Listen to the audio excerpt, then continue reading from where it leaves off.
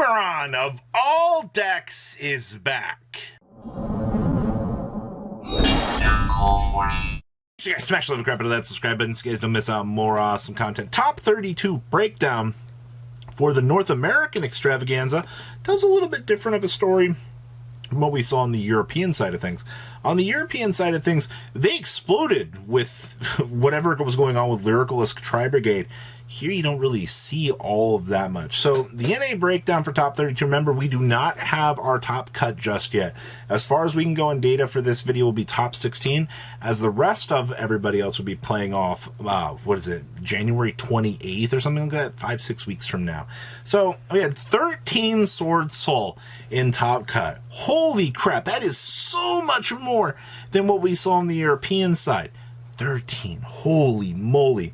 We also had 5 Invoked decks in combination with like DP packages and things like that. We've known for a little while, ever since, you know, the pack LCS, that the Invoked DP package kind of came off fresh from that event, and a lot of players really spun heads looking at that list, and you know, we kind of saw it fall off again.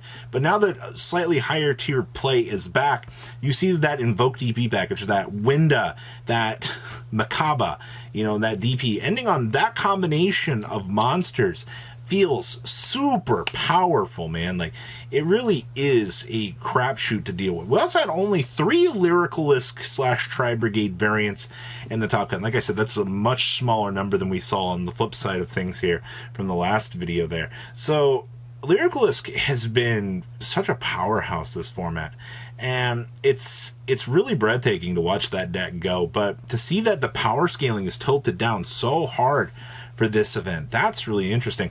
Now we had 2 Sky Striker decks here.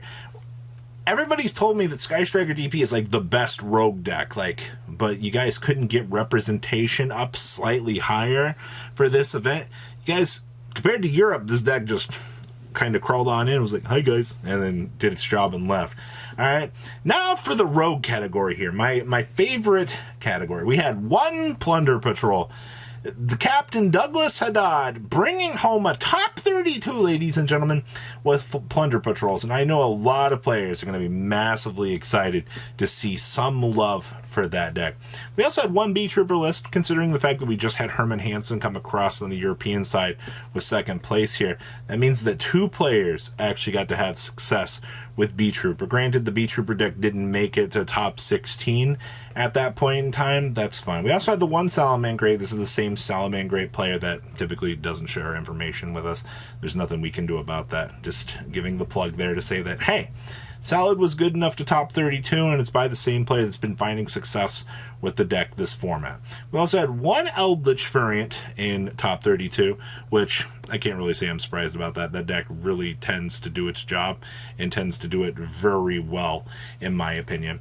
We also had 1 Flundereese, which I have that list, by the way. The only Flundereese deck in top cut out of the weekend we will have here in a second for you guys.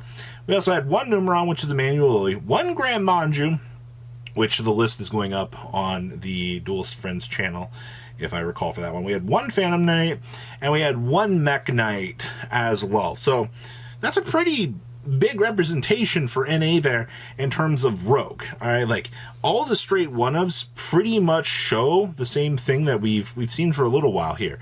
The format is open-ended and diverse in some parts of the world. Maybe Europe felt very like top-end heavy meta here. Meanwhile, the NA format's like, ooh, I can throw my rogue deck at, you know, Sword Soul, and I can find my success all day long. Well, now I got to bring the bad news to you guys. Top 16 here. 9 Sword Soul made it through. That's only a loss of 4 Sword Soul variants out of that top cut, moving on into top 16 for the playoff. That's absolutely amazing. We had 5 freaking 2 Sky Striker decks. So the 2 Sky Striker decks at the top 32 both advanced, actually. So that's actually pretty good. I'm glad that both of them got the chance to hold on for dear life there. Now, as I was saying for the 5 Invoked players actually went down to 2 there. They lost about 50% of their playing field, actually. They lost 60%. That's fine. I think the Invoked players will be fine. Winda will carry them. Now for the, that's 13 of your decks. What survived the Rogue category here? Eldritch moved on. Emmanuel's Numeron Turbo deck, carrying on here, and the Captain Douglas Haddad himself, continuing on with Plunder Patrol. So once we get the chance to watch that breakdown for that top 16, you will be rooting for the Plunder Patrol player, as you probably should, all right, or the Numeron player.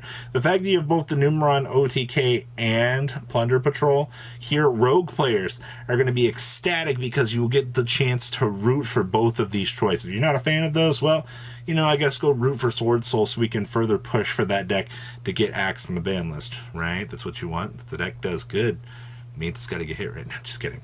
I do think in pure representation, though, like Sword Soul is such a dominating presence here. It's actually absurd. All right, well, we're going to go take a look at some of those top deck profiles now, shall we? All right, top deck list that we have here for you guys. The first one is, remember, these will all be top 32. And also remember the fact that some other people want to keep their info to post on their channel. So this is what I have up front for you guys. So kick back and enjoy this. All right, other lists will eventually stream on out here. 16 of these lists will be kept quiet for the top cut. So the first list here is he had Asri's 10-Yi Sword Soul variant here, Sword Soul. As you can see here, Protoss in the main deck, we actually have the triple Heavenly Dragon cycle as per usual. This is probably your most basic stuff. And then down here we have a little callback to DZeef down here with the Gravity Collapse, so you can kind of do what you do best in the mirror match here. I absolutely love the power that you can mess around with and take for this card. If you're going to play Sword Soul Mirrors all day, this right here will be the card that will be your bridging gap to allow you them free chicken tendies and that matchup. Next up here is Invoked. This was Rahan Saeed's top 32 list as well. You're going to see the same thing we've been seeing all format here. Logan Maximus, do what Maximus does. We actually have our extended Shadal package here built into the side deck here so that we can pull and have access to this. So, you know, when things kind of go south or if we're going second, bada bing, bada boom, you can go ahead and deploy your construct, do what you do best. We have going second cards everywhere. And then we have TC Boo, because you already know you're going to have a good time. Alright, Destroy Phoenix Enforcer is a heck of a card. It's definitely the linchpin that carries this particular variant on its back here. I don't see anything else to really note here other than I just got to give a quick shout out here to Duel and Lockbird. Duel and Lockbird's presence in the format, granted, like, it doesn't stop Sword Soul in some games. Depends on, like, when they Rhoda and do all their stuff. But if you choke point them out at the right time, this card feels good. But against, like, the other half of the meta right now, this card is absolutely a powerhouse, and it is nuts. Next up here is, this was Dominic Townsend's top 32 list as well for you guys. Now, as you can see here, we actually have the built-in Harpy's Feather Duster in the main deck. What a mad lad. We're playing the one Blackout, as per pretty standard stuff here. And, of course, we have the triple copies of Talents here. I also see that Dominic took the approach and actually mained the DD Crows here. Or I sided them, excuse me. So, you know, when you're messing around with DP over there and you're like, oh no, just DD Crow 5-head, it'll get you into a position or a good place here. He also, I actually got to see him play his top charity match for the tournament here. I actually got to see this be made. This card is actually pretty good.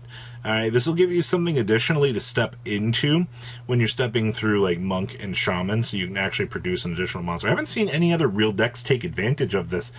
He was actually the first one, and this card actually worked out very well in his favor from what I saw. And the last list I have for you guys is Flunderies!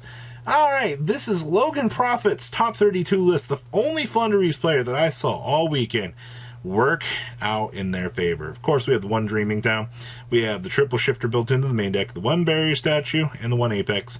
And I know a lot of people are going to be very, very skeptical of this, but one M-Pen, I think that this is probably the best way to go. Extra deck down here, I see that we got the Blackluster Soldier, but of course. And of course, we have the Harpies, Feather Storms. You already know how stupidly absurd that this card actually ends up being in some of these matchups. When you can get a free blowout card on your opponent, it just feels crazy good. I also like the fact that we are actually playing the Elbaraz, the Sacred Lands of the Simorgan here as well.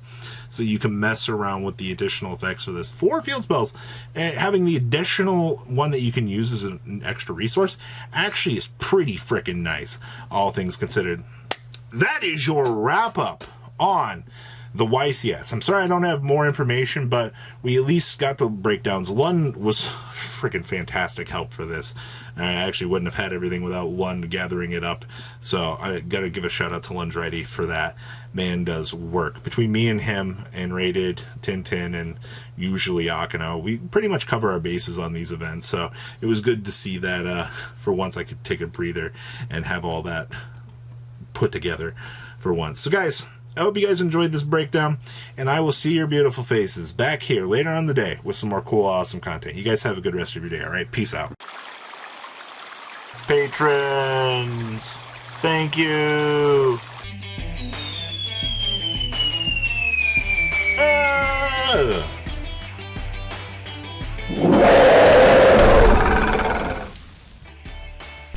Thank you so much for watching. Check out these other videos.